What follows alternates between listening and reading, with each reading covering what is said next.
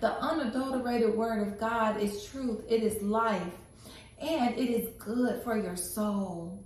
It is not anything that is of hate. Everything that God shares with us, it is for our good. He tells us, he said, don't fornicate. The reason why he says that, ladies, is because he wants you to know that you're a treasure, you're a prize, and you do not need to be giving yourself up to a man that hasn't committed himself to you. And when you do that, you actually cause more trauma in your life, and you create soul ties, stuff you can't get off, stuff and you got to go into consecration, you got to go into prayer. It takes years off of your life.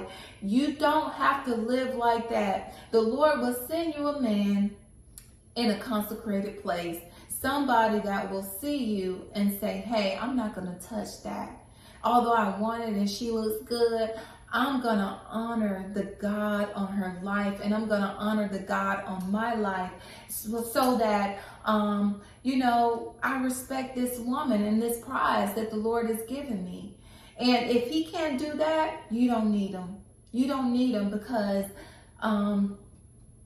he's not, if a man doesn't have self-discipline, if they don't know how to conduct themselves, and they don't see you as a prize to hold themselves, you don't need them. Because they're going to do the same thing with somebody else. If they get in that same situation that they were in with you, they're going to do it with somebody else. So what would make you different than any other woman? There's no difference. There's no difference. The only difference would be is if you hold yourself and you know that you're the prize and you do what God has called you to do. Do not fornicate. Do not fornicate. And people want to say, hey, when you have sex, then you're married.